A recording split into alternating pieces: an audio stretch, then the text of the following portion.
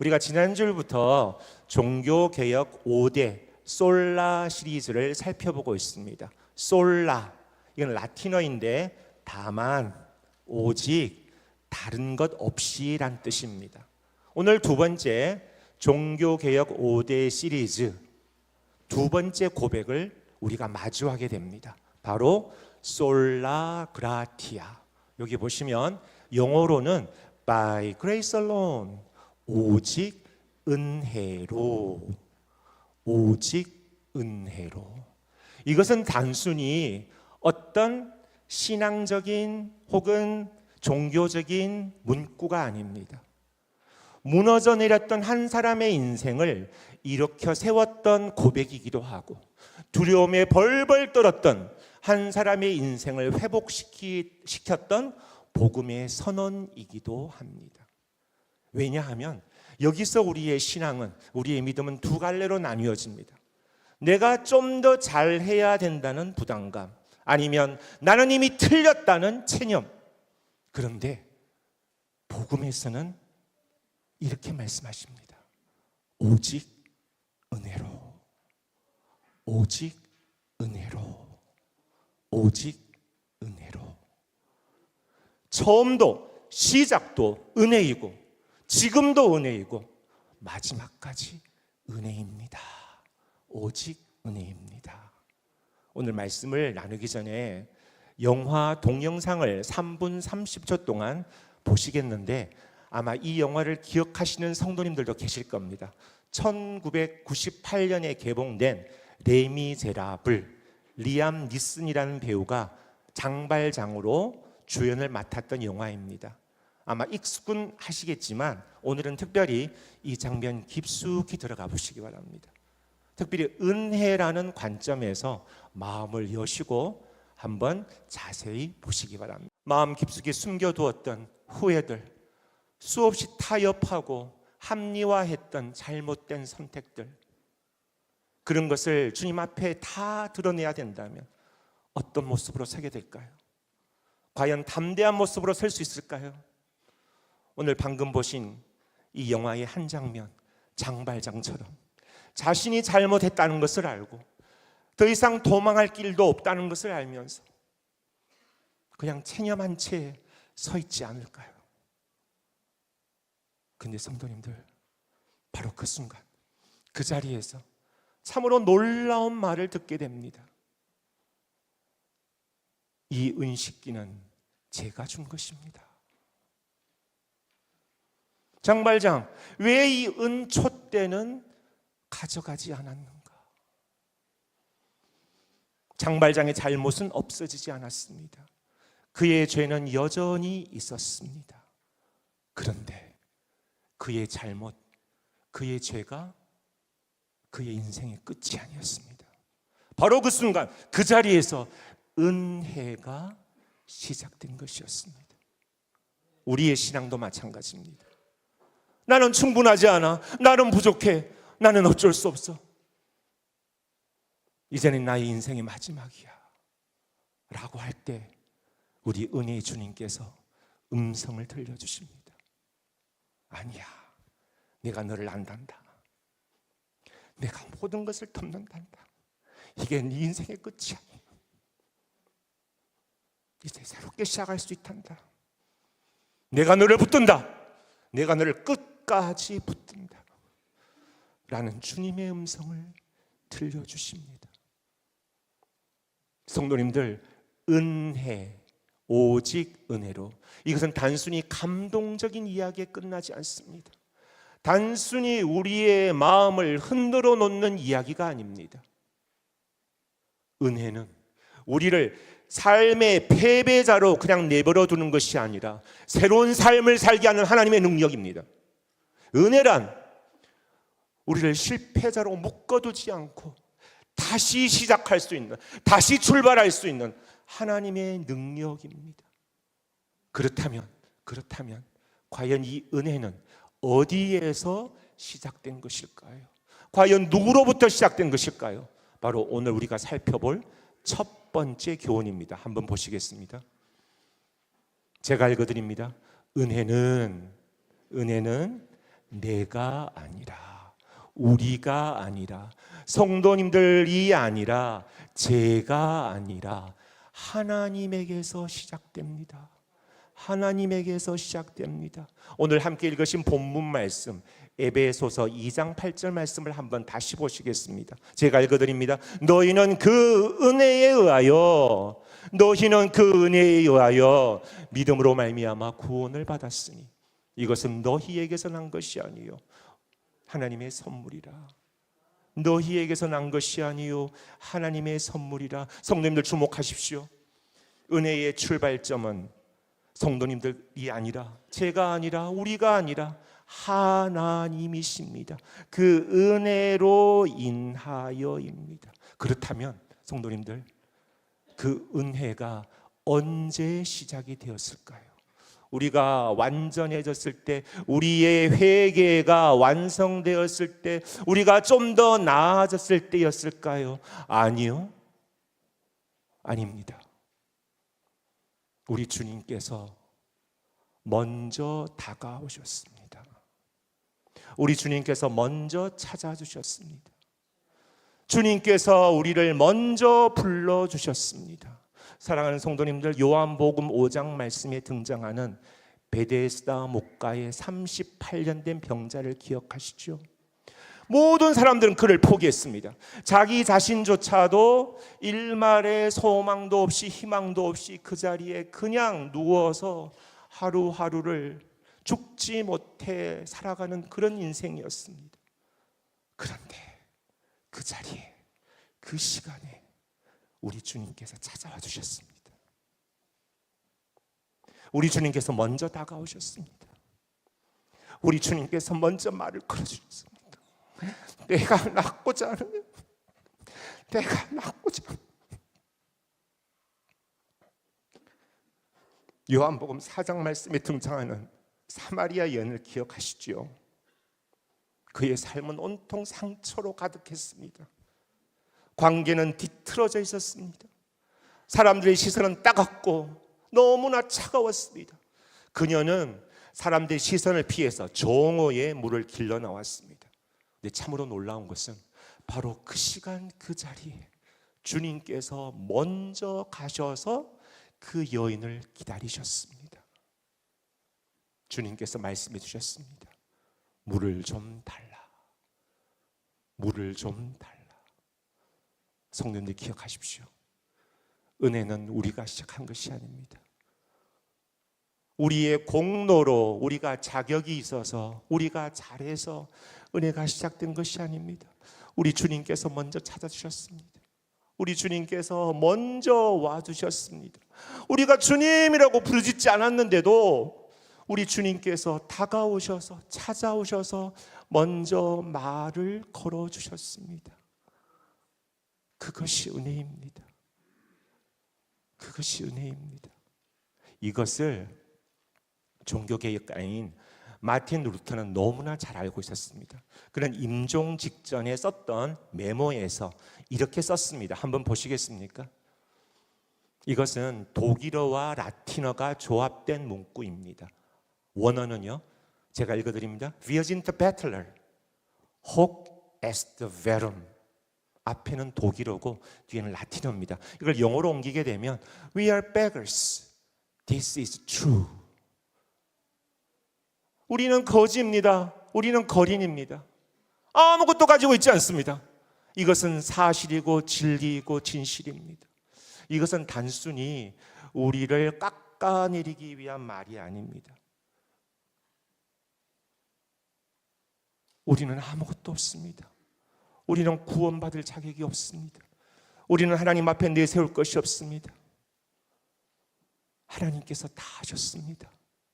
우리 주님께서 다 하셨습니다 라는 말을 한 것입니다. 성도님들, 그렇습니다. 이 놀라우신 은혜는 오직 은혜로 라는 고백을 할 수 있는 것은 우리 주님께서 시작하셨고, 우리 주님께서 지금도 성도님들 한 분 한 분을 붙들고 계시고, 그리고 성도님들을 주님 만나는 그날까지 끝까지 붙드시겠다는 그런 약속입니다. 얼마나 감사한지요. 얼마나 감사한지요. 성도님 기억하십시오. 우리의 잘못은, 우리의 죄는, 우리의 허물은 마지막이 아니었습니다. 바로 그 시간, 그 자리에서 주님의 은혜가 시작되었습니다. 주님의 붙듦이 시작되었습니다. 주님이 찾아오셨습니다. 주님께서 말을 걸어주셨습니다. 주님의 놀라우신 구원 계획이 우리가 가장 낮은 위치에 있을 때, 우리가 도망할 길도 없고 어쩔 줄 몰라서 그냥 서 있기만 할 때, 그냥 체념 상태에 있을 때 우리 주님께서 시작하신 일입니다. 우리 주님께서 찾아와 주셨습니다. 우리 주님께서 말씀해 주셨습니다. 사랑하는 성도님들, 주님께서 어디에서 시작하셨을까요? 바로 십자가였습니다. 십자가에서 우리의 구원을 시작하셨습니다. 단순히 주님께서 그냥 말로만, 입술로만 위로하신 말이 아니었습니다. 격려하시는 말씀이 아니었습니다. 그 보배로운 피까지 흘려주시면서, 생명까지 바쳐가면서 성도님들 한 분 한 분과, 그리고 저를 그 은혜로 감싸 안으셨습니다. 그리고 지금도 성도님들을 감싸 안아 계십니다. 그리고 주님 만나는 그날까지 끝까지 붙드실 것입니다. 할렐루야. 이제 두 번째 교훈 넘어갈까요? 우리 두 번째 교훈 한번 보시겠습니까? 제가 읽어드립니다. 은혜는 나를 새로운 사람으로 만듭니다. 은혜는 나를 새로운 사람으로 만듭니다. 성도님께서 이렇게 생각하실 수도 있습니다. 아니, 하나님께서 시작하셨고 하나님께서 붙드시고 하나님께서 끝까지 하신다면 그럼 그 은혜가 너무 쉬운 것이 아닙니까? 은혜가 너무 값싼 것이 아닐까요? 아니요. 은혜는 죄를 가볍게 여기지 않습니다. 그러나 은혜는 죄인을 포기하지 않습니다. 끝까지 붙듭니다. 오늘 영화의 장면에서도 장발장은 이 장면 이후에 그의 삶은 완전히 바뀌었습니다. 왜 바뀌었을까요? 그는 인생 처음으로 자신을 포기하지 않는 시선을 만난 것입니다. 비난도 책망도 아닌 시선, 포기도 체념도 아닌 시선을 그의 인생 처음으로 만난 것입니다.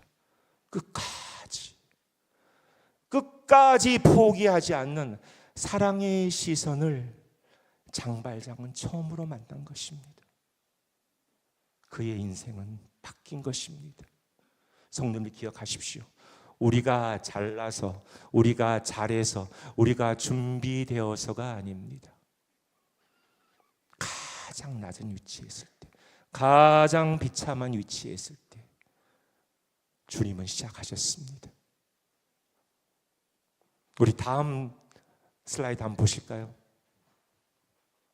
고린도후서 5장 17절 말씀에 이런 말씀이 있습니다. 우리 성도들 같이 한번 읽으실까요? 자, 시작. 그런즉 누구든지 그리스도 안에 있으면 새로운 피조물이라.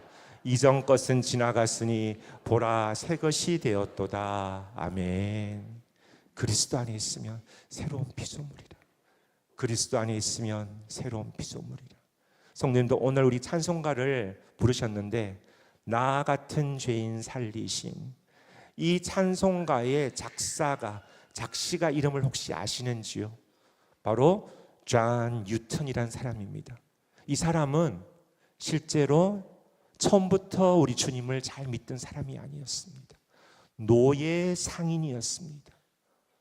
노예 상선을 타고 다니면서 많은 생명의 고통 위에서 삶을 영위했던 사람이었습니다. 노예를 사고 팔던 사람이었습니다. 그런데 이런 고백을 하는 겁니다. 한번 보시겠습니까? 나는 큰 죄인이지만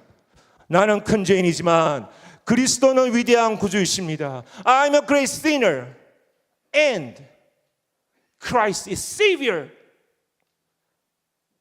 나는 죄인이지만 우리 주님께서는 위대한 구주이십니다. 성도님들, 참으로 놀라운 변화가 아닙니까? 1748년에 대서양에서 노예 상선이, 그가 타고 있던 노예 상선이 큰 풍랑을 만나게 됩니다. 배는 침몰 직전이었습니다. 그때 떠오른 것이 어릴 때 들려주셨던 어머니의 성경 말씀이었습니다. 그때 그는 부르짖습니다. Lord, have mercy upon me. 주님, 저를 불쌍히 여겨주시옵소서. 근데 그걸 외친 다음에도 여전히 그는 노예 상선을 타고 다녔습니다. 단번에 바뀌지는 않았습니다. 그런데 24년이 지난 1772년에 완전히 회심해서 바로 우리가 불렀던 나 같은 죄인 살리심, Amazing Grace, How sweet the sound that saved a wretch like me. 저처럼 비참한 사람을 살리는 그 놀라운 은혜 라는 찬송가를 작사하기까지 이릅니다.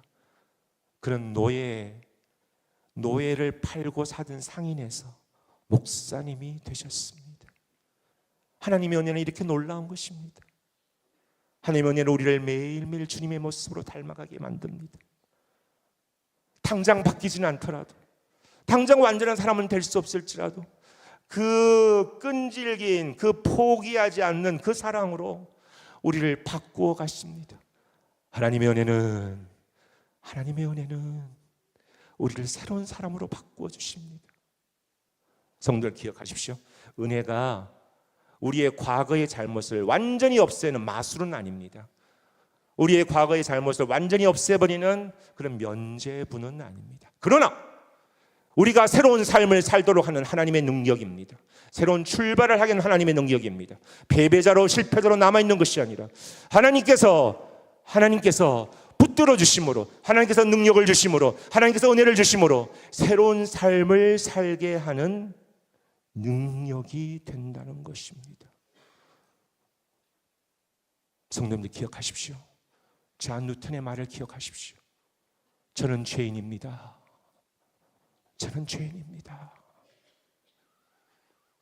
그는 자신의 잘못을 덮으려고 하지 않았습니다. 그는 자신의 죄를 미화하지도 않았습니다. 그러나 뒤에 In Christ is great Savior. 주님은 위대한 구세주이십니다. 나의 잘못, 이 크다란 이 엄청난 잘못까지 뒤덮을 수 있는 하나님의 그 놀라우신 은혜로 저의 삶을 바꾸어 주시는 구주이십니다. 라는 고백을 하고 있습니다.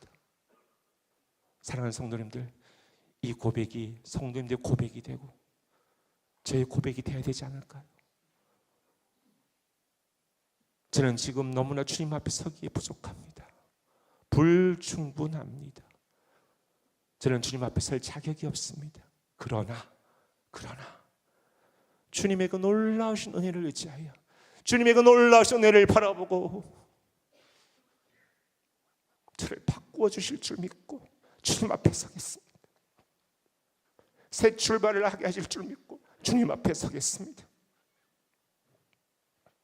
이런 고백이 우리가 있어야 될 줄 믿습니다.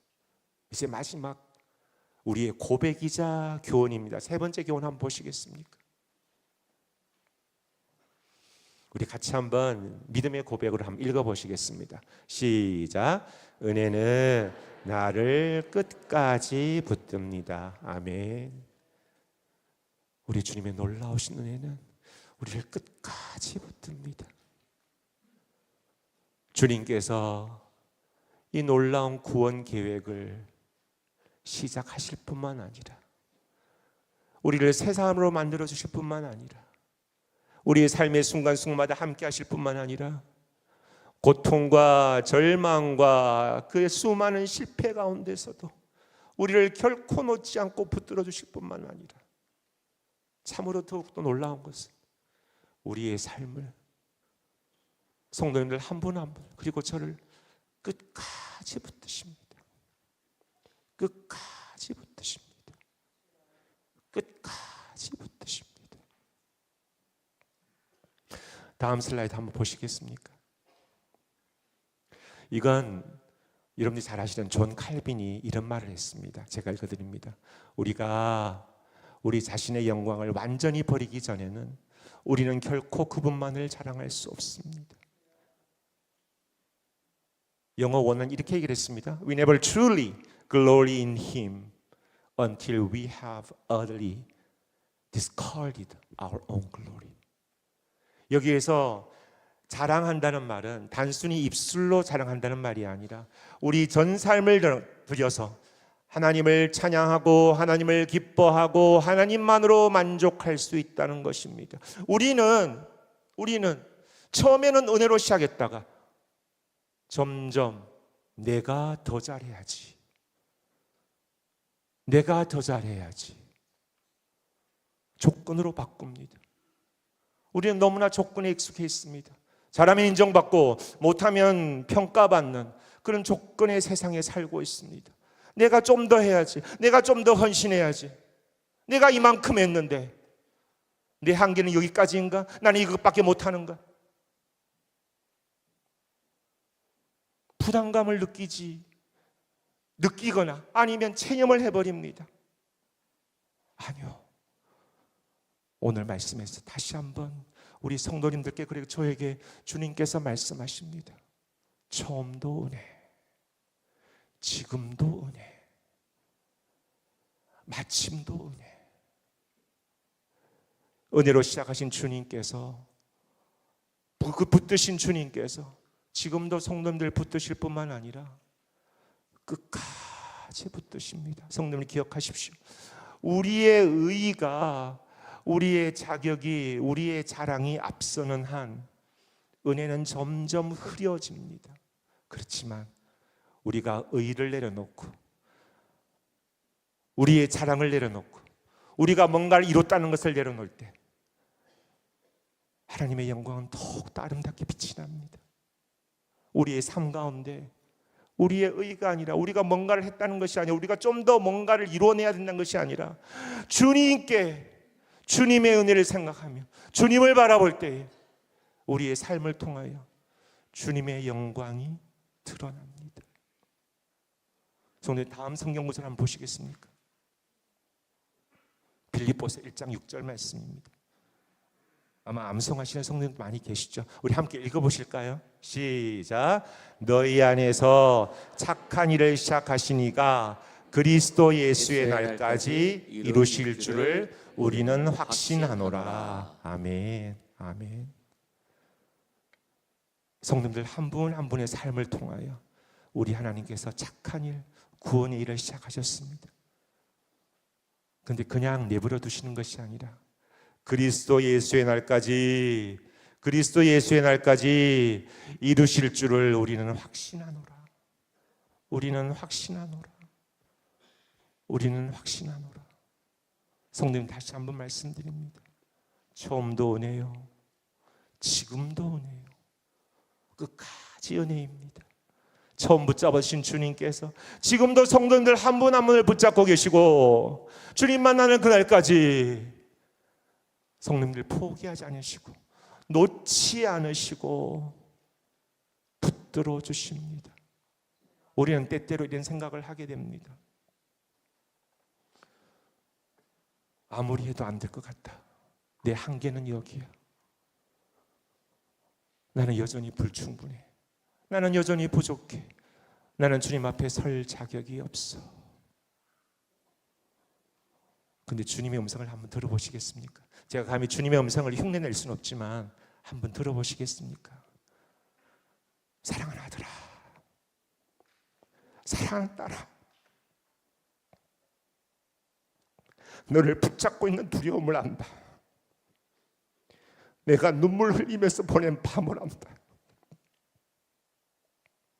네가 주저앉고 두려워하고 어쩔 줄 몰라 했던 그 순간을 내가 기억한다. 그러나 내가 돕는다. 내가 돕는다. 그냥 그 자리에 두는 것이 아니라 내가 너를 일으킨다. 내가 너로 새로운 삶을 살게 한다. 내가 이 은혜로 너와 함께 한다.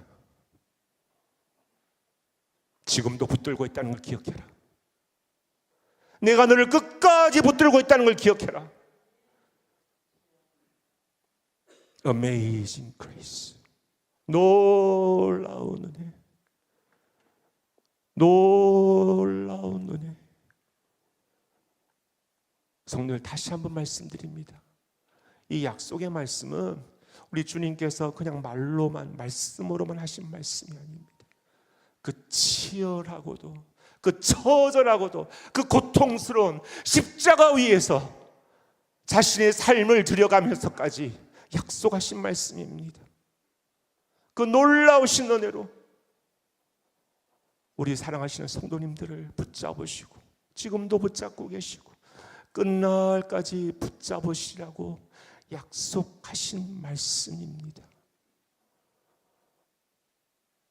성도님들, 오늘 제가 세 사람의 인용구를 말씀드렸습니다. 켈빈도 있었고, 뉴턴도 있었고, 루터도 있었고, 물론 제가 시트지엔 쓰지를 못했지만 꼭 기억해 주십시오. 우리는 우리의 공로로 주님 앞에 설 수 없는 사람들입니다.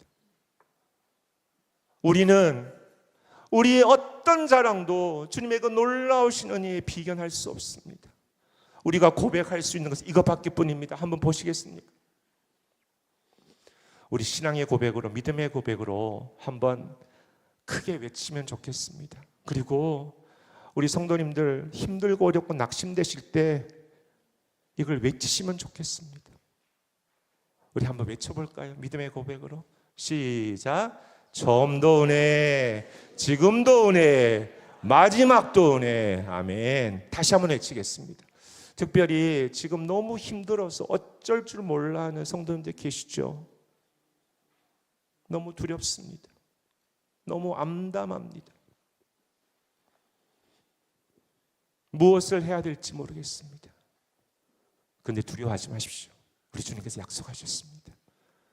은혜로 덮으시고 새로운 출발을 하시고 그 자리에 두시지 않으시고 하나님의 능력으로 이렇게 세우실 것을 약속하셨습니다. 다시 한번 믿음의 고백으로 크게 외치겠습니다. 다시 한번 보여주시겠습니까? 앞에 거 다시 한번 보여주십시오. 같이 다시 한번 외치겠습니다. 시작. 처음도 은혜, 지금도 은혜, 마지막도 은혜. 아멘. 성도들 기억하십시오. 처음도 은혜, 지금도 은혜, 마지막도 은혜입니다. 처음도 은혜, 지금도 은혜, 마지막도 은혜입니다. 바로 이 자리, 이 시간에도 우리 주님께서 그 놀라우신 은혜로 우리 성도님들을 감싸고 계십니다.